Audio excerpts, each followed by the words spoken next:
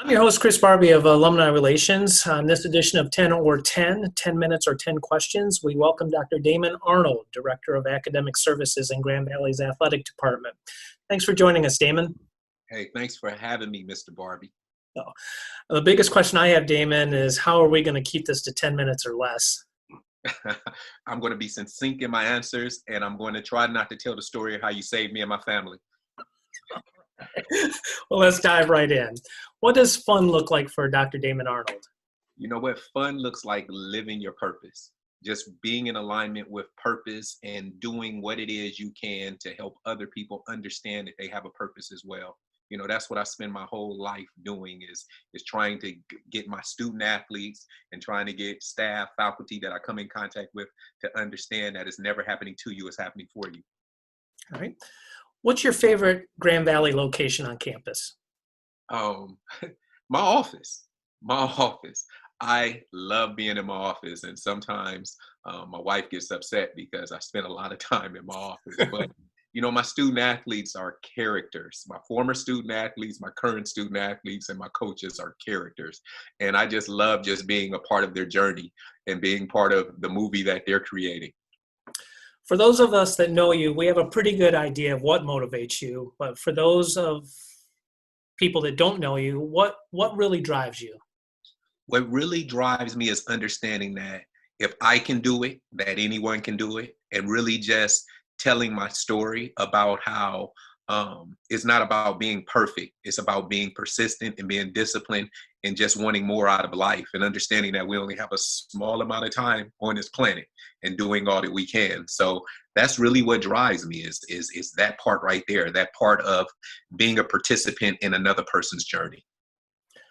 What is your kryptonite that takes you away from your regimented workout routine? I see those on Facebook, and you're nothing like you in that regard. But what is that one thing that will take you off your course of what you're trying to accomplish?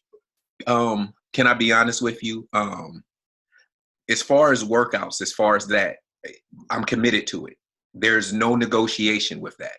There's no negotiation with certain things in my life to where I know that I'm going to mess up, I'm going to make mistakes, but I'm going to stay committed to the things that I know will keep me in alignment with my purpose. But I would say, if I was to say I have any type of kryptonite, it'll be really just seeing people unhappy, really seeing people not understanding, as I said before, that it's not happening to them, it's happening for them. That part right there, it just burns me. But then it burns me and it adds fuel for me to figure out a way and find out information that I can download into my being to be able to articulate it to them in a way where they have that aha moment. Very good answer.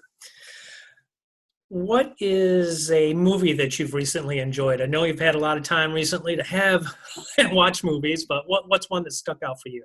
You know, it's so my kids for Easter, you know, because now everything is virtual, right? And so we watched The Passion of the Christ together for the first time. And I usually watch it a lot, but we watched The Passion of the Christ on Easter Sunday. And that movie right there really moves me because it really just shows, whether you're a Christian or not a Christian, it really just shows that someone on this planet or someone cares about you so much that they want you to live, if not, whether it's a mom, a dad, an uncle, an aunt, a friend, somebody wants the best for you. So that movie, and then the other movie is Pursuit of Happiness, Will Smith. I'm a big Will Smith fan, but Pursuit of Happiness, because I believe we all, regardless of what we've been through, can get to a level where we know we deserve to be at. But it won't be easy. It'll be hard, but it will be worth it. All right. Let's shift from movies to book. So Walter Moore, who is our Associate Athletic Director for student athlete wellness. And so he used to laugh at me, him and Alicia Lloyd. They used to laugh at me because I wasn't a big reader. Because what I did, I found out my learning style, which is I listen to a lot of books. So when I'm working out and everything, I listen to books. So we would literally have a book club, the three of us, and they would be reading a book and I would be finished with the book over the weekend because I did it with my workout. And so they'd be like, that's just unfair. But that's my learning style, is to really just listen. So I do more listening to podcasts, listening to, I study success. I study successful people because I believe success leaves clues. And I'm always, like I said, trying to download different things so I can help other people understand that, once again, it's not happening to you, it's happening for you. So I'm a big podcaster. I'm a big YouTube, watching successful people, different stories, different biographies, different things like that. What's that top item on your bucket list? It's not to jump out a plane. Let me see. It's not. My wife, opposites attract. So my wife has a different bucket list than mine, but I'm trying to meet her somewhere in between. But really, if I was to say, but you know what? One of the things that's been on my mind is, me and my wife, about 4 years ago, we went to the Bahamas. We went to Atlantis, and the kids were with their grandmother. And all while we were there, I kept saying, "Oh, the kids are going to like this. Kids," because we were on the water slide. "Oh, my kid." And then my wife finally said, "Damon, this is about us right now." I was like, okay, you're right. So when I got back, the main person that I talked to about it was my daughter. And so my daughter has been on me about going to the Bahamas. So I'm going to take her very soon to the Bahamas, along with getting my wife a cornhole little thing, because everybody on Facebook laughed at me because that's what she wants, a cornhole game. So those are two things on my bucket list. Yeah, milk crates don't actually work for that game. You know that, right? They tried to make me feel bad, Chris. They really tried to, and they found some some sand, and put it in Meyer bags and tied it up. And so the bags kept exploding. So it seemed like they were having fun to me. So they were trying to make me feel bad, but I'm like, it seems like you guys are enjoying this. So why do we need to spend money? I'm just going to leave that there. All right. So what are you working on personally or professionally? Yeah. So right now, once again, big purpose guy.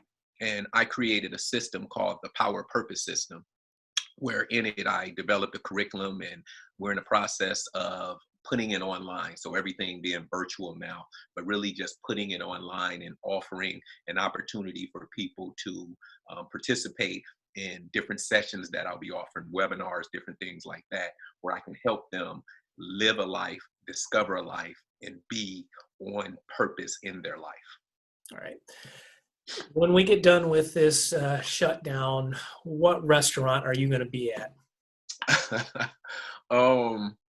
I think things are going to be different, because I think I'm going to be a little bit nervous about going to restaurants. But I think my main one is, I'm a big Bagger Dave's. I'm a big turkey burger, and I love Bagger Dave's turkey burgers, and that's like me and my son's spot, and I really enjoy going there with him. And so I think Bagger Dave's is one, and then the other one would be Black Rock, because before all this happened, I wanted to take my kids to the Black Rock. My wife and I had a chance to go and really enjoyed it. So Black Rock and Bagger Dave's.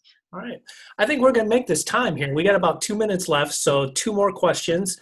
You're around athletes daily. What was your best sport growing up?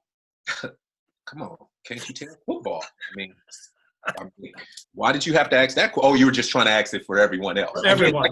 I already knew that. You just threw me a slow ball. Okay. Football was my thing. But it's funny because I participated in a lot of different sports, whether baseball, football, basketball, because my mother, I grew up in a single parent household. So in order to keep me active, and she worked 2 and 3 jobs, she would get me involved with different sports. So she knew where I was. And so, but I excelled mostly at football, I would say, because that's where I was able to get a scholarship and really just learn some things to help the different population that I'm working with now, because I do a lot of work with the NFL rookie transition program and all the rookies that come in, talking to them about how the NFL is not the destination, it's transportation to get you to your destination. Gotcha. 1 minute left. What is your favorite season of the year? Every day. You know me, I'm an everyday guy, because I can't wait for fall and not enjoy spring or not enjoy summer. So every day is the favorite day for me. And that's an honest question, because, as we get older, we lose people who we love, and they don't get another opportunity. So I try to take advantage of every opportunity that I get. Well, Damon, thanks very much for being on this first edition of 10 or 10. Oh, this is the first? You were the first. Yep. I was the first, so 10 other people declined, and then you got to me. I'm good. I'm good with it. Well, thanks very much for taking time out of your day. I know you're busy talking to the athletes and everything, keeping them on track while we're going through all this, and appreciate you always being willing to help us out in alumni relations, and always great to chat with you. Hey, thanks for having me, Chris. Thank you, and thank the rest of your team, because I know you couldn't do this without them, so I appreciate them as well. All right. Take care. All right.